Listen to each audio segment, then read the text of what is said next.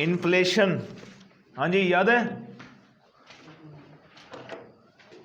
क्या याद है इन्फ्लेशन के बारे में? इन्फ्लेशन के अंदर पैसा ज्यादा होता है और हाँ वो कम होती है। ठीक है, जबरदस्त। Okay, tell me that if you define inflation, so how would you explain it in two lines? English नहीं है। अच्छा, अगर अफराते ज़र की तारीफ करना मकसूद हो, ठीक है, तो कैसे करोगे?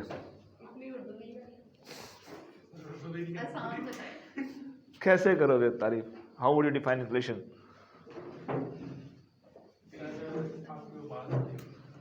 Inflation is normally defined as that increase in general and average price level. General और एवरेज प्राइस लेवल में जब इजाफा हो, ठीक है, दैट इज कॉल्ड इन्फ्लेशन। कीमतों में अमूमन और एवरेज यानी कि औसतन जब इजाफा होगा तो उसको हम क्या कहते हैं? अफराते ज़र, इन्फ्लेशन। सही। इसके बारे में हमने नॉर्मल डिस्कस किया था कि when the money supply exceed the available goods and production, the goods and services, यानी कि या ये कह लो कि if the money supply exceed the existing economic size या साइज ऑफ द इकोनॉमी, तो फिर क्या होगा कि इन्फ्लेशन क्रिएट हो जाएगी। ये था इसका जनरल एक कॉन्सेप्ट। आज हमने डिस्कस करना है कि what are the reasons of inflation and how can we control it. ठीक है यार, पेज नंबर है 228। अच्छा, इसमें देखें इन्फ्लेशन की जो पहले वाला पैराग्राफ है ना, उसमें वो सारी कहानी है जो हम दो दिन से डिस्कस कर रहे हैं। अब आ जाए इसके कॉजेज पे। नंबर 1 लिखा हुआ है कि इंटरनेशनल इन्फ्लेशन। इंटरनेशनल इन्फ्लेशन में भैया ये होता है कि इसका मतलब अमूमन हमारा कॉन्सेप्ट ये है कि जो इंटरनेशनल इकोनॉमी है या जो ये वाली इकोनॉमी जिसमें आप आज रह रहे हो, ये लिंक करती है इंटरनेशनल इकोनॉमी से। या ये समझ लो कि कोई कंट्री दूसरे कंट्री से जुदा नहीं है। ऐसे ही जब आप सारी कंट्रीज को मिलाते हुए कि इंटरनेशनल मार्केट बन जाती है, इंटरनेशनल इकोनॉमी बन जाती है। अब होता क्या है कि जब इंटरनेशनल मार्केट में प्राइसेस बदल रही होती हैं तो उसका इफेक्ट आपकी डोमेस्टिक प्राइसेस पे भी पड़ रहा होता है। मिसाल के तौर पे जब ऑयल इंक्रीज कर जाएगा प्राइसेस उसकी इंटरनेशनल मार्केट में, तो डोमेस्टिक मार्केट में क्या होगा? The price will also increase. और जब ऑयल प्राइसेस इंक्रीज होती हैं तो उससे रेलिवेंट जितनी भी कमोडिटीज होती हैं उनकी प्राइस भी इंक्रीज कर जाती है। तो इट मीन के the one and the major factor of inflation is international inflation. जब आलमी मंडी में अफराते ज़र हो जाएगा तो जो लोकल मंदी है, local market, that will also affect and you will face inflation in your market. ठीक है, समझ आ रहा है?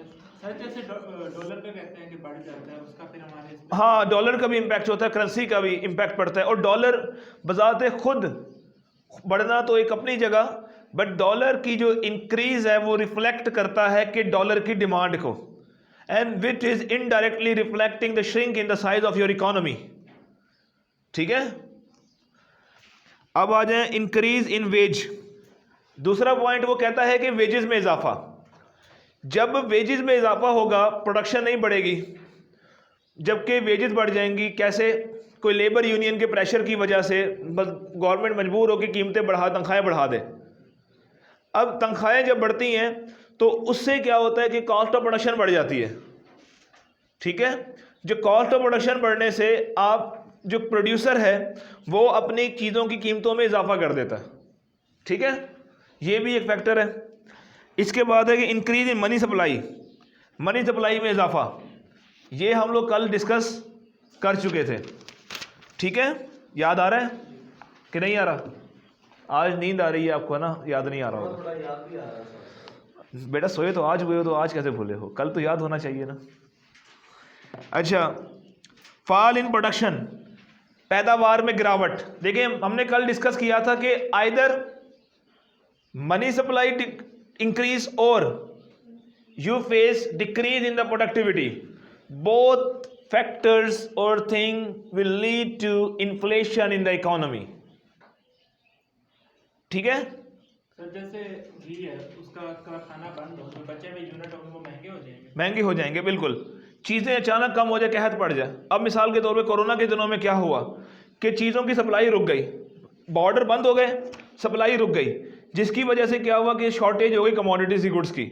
लोगों ने डिमांड तो करनी थी, उससे क्या हुआ कि चीज़ें ब्लैक में बिकना शुरू हो गई और प्राइस इंक्रीज हो गई। तो that is another factor of inflation. तीसरा है पॉपुलेशन प्रेशर। आबादी बहुत बड़ा मसला बना पड़ा है ना। हमें ना वो एक असाइनमेंट मिली when I was doing MSc और I think so in MPhil. सो उसमें ये हुआ कि पॉपुलेशन इकोनॉमिक सब्जेक्ट है एमएससी में। हमने देखा यार कि पॉपुलेशन ग्रोथ ट्रेंड्स चेक करने थे। एक है पॉपुलेशन कैलकुलेटर, आपको नेट में मिल जाएगा। उसमें ना हमने जर्मनी को इंटर किया ना, तो वो ऐसे उल्टा घूम रहा था, जिससे हमें पता लगा कि जर्मनी का जो ग्रोथ रेट है, पॉपुलेशन ग्रोथ रेट, वो नेगेटिव है। यानी कि आपकी जो डेथ रेट ज़्यादा है और बर्थ रेट कम है, या फिर जो मतलब लोगों के कम बढ़ रहे हैं, कम रहे हैं, ज़्यादा रहे हैं मतलब मार्केट से ना। अच्छा, इस तरह ही दूसरों का चेक किया। जब इंडिया और पाकिस्तान को एंटर किया तो ऐसे घूम रहा था, ठीक है। यानी कि इतनी स्पीड से पॉपुलेशन इंक्रीज कर रही है। जब पॉपुलेशन इंक्रीज करेगी तो ultimately that you have to increase demand of the goods and services, जबकि उसकी मिकदार या मात्रा वो लिमिटेड है, ठीक है ना। उसकी जो मिकदार है अशिया और खिदमात की वो महदूद है। ऐसे ही है, पॉपुलेशन बढ़ गई, चीज़ें महदूद हैं, क्या हुआ, कीमतें भी बढ़ जाएंगी। यार आज ना एक्टिव नहीं हो क्लास में ना, बहुत ही बोर हुए हो। वो ख़त्म होने वाली इकोनॉमिक्स 2-3 चैप्टर टॉपिक रह गए हैं बस। सर चाइना का कैसा था? वहाँ तो एज भी ज़्यादा होती है लोगों की। चाइना के इसको करेंगे डिस्कस। मतलब उसमें उनकी ना प्रोडक्टिविटी ज़्यादा है ना यार। आप देखिए ना कि चाइना का जो साइज़ है, मतलब ग्राहम एलिसन की बुक है ये डेस्टिन्ड फॉर वार, उसके हिसाब से वो कहता है कि उसका जो ग्रोथ रेट है चाइना का, मतलब वो हर साल वो इतनी जीडीपी इंक्रीज कर रहा है कि एक पूरा इंडिया अपने अंदर ऐड कर रहा है। जो इंडिया की जितनी प्रोडक्शन है ना, जो इसका साइज़ है, वो पूरा का पूरा ऐड कर रहा है अपने उसके अंदर, उसके जीडीपी के अंदर, इतनी उसकी प्रोडक्शन है। और जिसके हिसाब से कहते हैं कि 2028 के अंदर शायद China will compete America and will be an first मतलब economy in the world. Different predictions हैं इसके बारे में ना। तो वो एक, मगर अगर प्रोडक्शन के साथ आपकी मतलब वो बढ़ रही है पॉपुलेशन, तो थिंग विल गेट एडजस्टेड। अगर आपकी पॉपुलेशन बढ़ रही है या मनी सप्लाई इंक्रीज कर रही है, जबकि जो आपकी प्रोडक्टिविटी है वो इंक्रीज नहीं कर रही, तो अल्टीमेट क्या होगा कि प्राइसेस इंक्रीज कर जाएंगी। ऐसा ही है। Persistent deficit and balance of payment. Balance of payment क्या है कि आपका जो आमदन और अखराजात जो इंटरनेशनल लेवल पे करते हो उसका डिफरेंस, ठीक है, that is called balance of payment. अब उसके 3 अकाउंट्स हैं बैलेंस ऑफ पेमेंट के अंदर। एक होता है करंट अकाउंट, एक इसमें होता है आपका कैपिटल, और एक फाइनेंशियल अकाउंट। आगे चैप्टर आएगा उसमें हम डिस्कस करेंगे बीओपी को कंप्लीट। तो अब क्या होता है कि जब आपका बैलेंस ऑफ पेमेंट डेफिसिट में होता है तो अल्टीमेट आपने उसको पूरा करने के लिए गवर्नमेंट उसके लिए कोई लोन लेती है या कोई नोट प्रिंट करती है, कुछ ना कुछ करती है। अल्टीमेट उसका इम्पैक्ट ये पड़ता है कि आपकी जो इकोनॉमी है उसमें इन्फ्लेशन क्रिएट हो जाता है, ठीक है। आगे क्या है कि deficit social structure, defective social structure, जिसमें आपकी ये समझ लें कि लोगों के जो डिमोन्स्ट्रेशन इफेक्ट है। मिसाल के तौर पे अब लोग अगर बहुत ज़्यादा लोगों से मुतासिर हो, कंजम्पशन करेंगे, आमदन हो ना हो, कुछ हो ना हो, तो मजबूरी तौर पे डिमांड करेंगे, इंपोर्ट करेंगे चीज़ों को, इंपोर्टेड गुड इस्तेमाल करेंगे, तो अल्टीमेट क्या इम्पैक्ट पड़ेगा कि आपका प्रेशर हो जाएगा इन्फ्लेशन के ऊपर, इन्फ्लेशन बढ़ जाएंगी, चीज़ें महंगी हो जाएंगी। ऐसा ही है ना। तो अब है कि मैयर और रेमेडीज़ टू कंट्रोल इन्फ्लेशन। अब हम कैसे कौन कौन से मतलब इसमें मैयर ले सकते हैं। मैयर मतलब हम कैसे इन्फ्लेशन को कंट्रोल कर सकते हैं। तो number 1 is fiscal measures. Fiscal measures जो है वो लिए जाते हैं गवर्नमेंट की तरफ से। 2 किस्म के मैयर्स हैं, एक फिस्कल मैयर होते हैं, एक मॉनेटरी मैयर्स होते हैं। फिस्कल मैयर जो रियल इकोनॉमी को या रियल सेक्टर को डील कर रहे होते हैं, और मॉनेटरी मैयर्स जो कि मनी सप्लाई को लीड करते हैं या डील करते हैं, ठीक है। बात समझ आ रही है?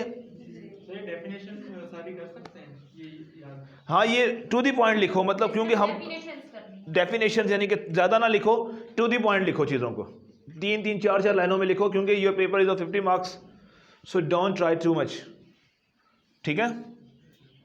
अब क्या है कि फिस्कल मेजर्स में ये है कि गवर्नमेंट क्या करती है, क्योंकि हमने एक चीज़ डिस्कस की है कि बिकॉज ऑफ लेस प्रोडक्टिविटी कम होने की वजह से प्राइसेस इंक्रीज कर जाती हैं। ठीक, तो गवर्नमेंट क्या करती है, गवर्नमेंट इंकरेज करती है इन्वेस्टमेंट को, जिसकी वजह से क्या होता है कि अल्टीमेट ये प्रोडक्शन इंक्रीज कर जाती है। ठीक है ना, your production will increase and finally what happens that your inflation will driven out. क्या होगा कि जब प्रोडक्शन बढ़ जाएगी मनी सप्लाई के हिसाब से, तो इन्फ्लेशन क्या हो जाएगी, कम हो जाएगी। क्लियर, यहाँ तक बात समझ आई। दूसरा है मॉनेटरी मेजर्स। मॉनेटरी मेजर्स में हमने क्या कहा है, हमने कहा था कि जब आपकी मनी सप्लाई इंक्रीज कर जाती है, मॉनेटरी मेजर में क्या कहा था कि जब मनी सप्लाई इंक्रीज करती है तो आपकी प्राइसेस भी इंक्रीज कर जाती हैं। ऐसे ही है, तो जब आप मनी सप्लाई को कम कर दो तो प्राइसेस क्या होंगी, कम हो जाएंगी। तो स्टेट बैंक क्या करता है, स्टेट बैंक ये करता है कि आपकी जो मनी सप्लाई है उसको वो कम से कम कर देता है। ठीक है, मुख्तलिफ टूल यूज करके उसके लिए वो मॉनेटरी पॉलिसी बनाता है, जिसका इम्पैक्ट अल्टीमेट क्या होता है कि मनी सप्लाई रिड्यूस कर जाती है, जो कि प्रोडक्शन या एग्जिस्टिंग साइज ऑफ इकोनॉमी से मैच करती है, जिसकी वजह से क्या होता है कि आपकी जो प्राइसेस है वो कम हो जाती है और इन्फ्लेशन कंट्रोल हो जाती है। क्लियर। अब स्ट्रक्चरल मेजर्स यानी कि वो डिफरेंट स्ट्रक्चरल मेजर्स लेता है, जिसके अंदर वो कहता है कि आपके जो इंडस्ट्रियल आउटपुट को यानी कि एग्रीकल्चर आउटपुट को बढ़ाती है, यानी गवर्नमेंट एक लॉन्ग टर्म पॉलिसी ड्राइव करती है जिसकी बेस के ऊपर आपकी मजमूई तौर पर एग्रीकल्चर और इंडस्ट्रियल प्रोडक्शंस को इंक्रीज़ कर देते हैं। ठीक है, उसके बाद क्या है कि मिनरल रिसोर्स, नए मतलब रिसोर्सेज को ड्राइव करते हैं, नए नए प्रोजेक्ट लगाते हैं, नए नए मतलब सर्वेस कंडक्ट करवाए जाते हैं, जिससे आप मजमूई तौर पर अपने जो नए रिसोर्सेज को मतलब ढूंढते हैं, जिसकी वजह से पॉपुलेशन को खपाते हैं और एम्प्लॉयमेंट अपॉर्चुनिटी जनरेट करके इकोनॉमी के साइज़ को बढ़ा देते हैं, जिससे क्या होता है कि इन्फ्लेशन आपकी कंट्रोल हो जाती है या कम हो जाती है। ठीक है, पॉपुलेशन कंट्रोल कि जब पॉपुलेशन बढ़ने की वजह से ultimate your inflation will raise, so mean that if you think कि population is creating problem, so what happens के आप क्या करते हैं कि उसको कंट्रोल करने की गवर्नमेंट डिफरेंट मेजर्स अडेप्ट करती है, जिससे कि आपकी जो इकोनॉमी के अंदर जो इन्फ्लेशन का ट्रेंड है वो कम हो। ठीक, प्राइस कंट्रोल्स जो कि डिस्कस कर चुके हैं कि डिफरेंट प्राइस कंट्रोल किए जाते हैं। Link between productivity and wages, wages और प्रोडक्टिविटी को लिंक कर देती है, यानी कि जितनी वेजेस बढ़ा रही है उसके साथ प्रोडक्टिविटी मतलब बढ़ाएगी, या फिर वेज को उतना बढ़ाएगी जितनी प्रोडक्टिविटी के हिसाब से।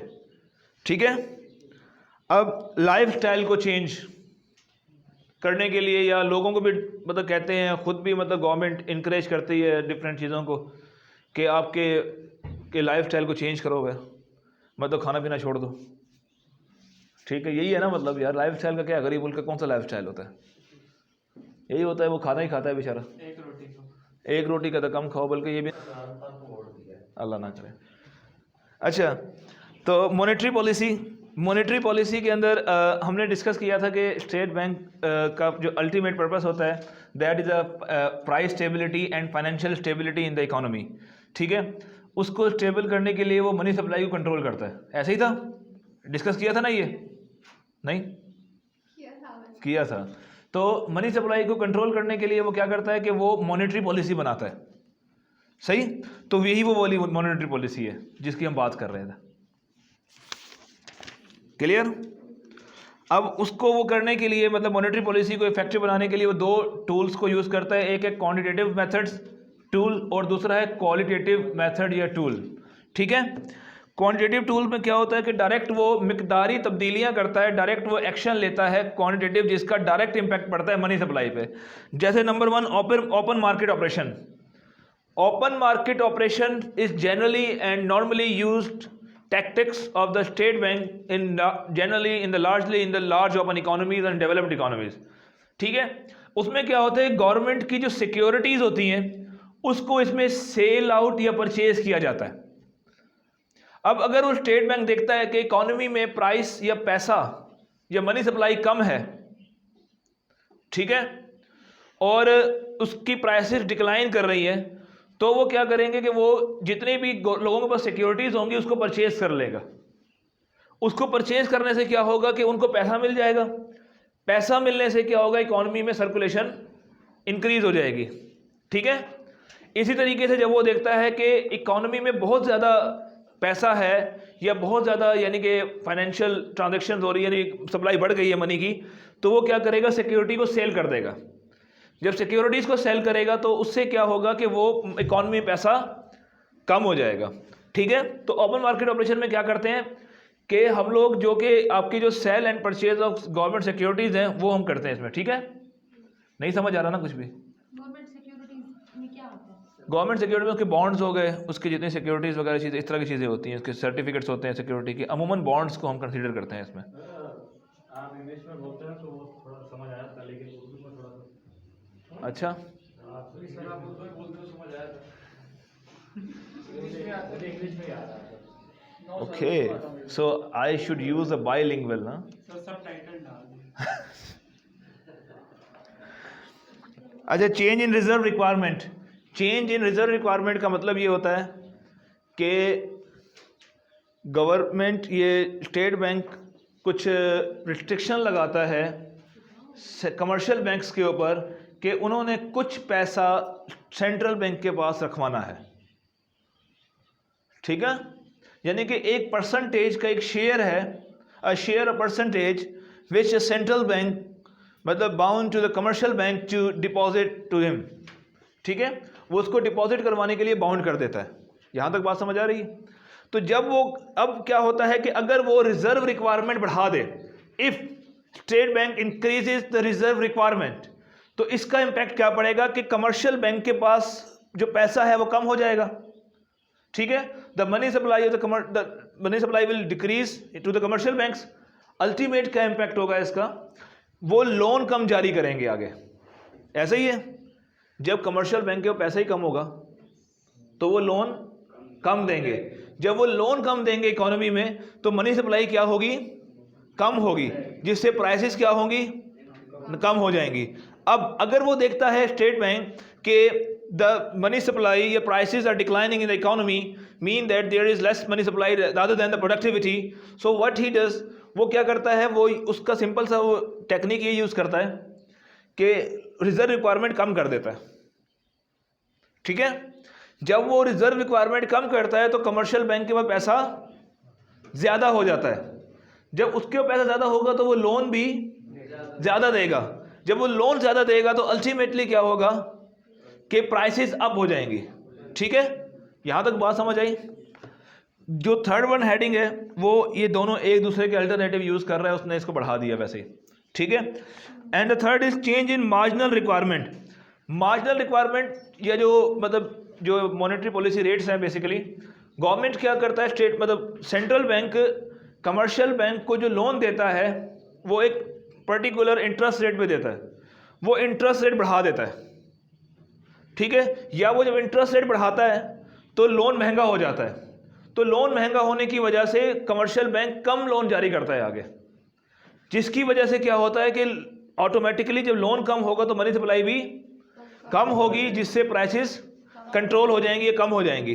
ठीक है, जब वो देखता है कि प्राइसेस आपकी कम है, मनी सप्लाई की मिकदार कम है, तो वो इंटरेस्ट रेट क्या करता है, कम कर देता है, जिसके अल्टीमेट इम्पैक्ट क्या पड़ता है कि प्राइसेस जो है आपकी वो इंक्रीज करना शुरू कर देती हैं इकॉनमी में। ठीक है,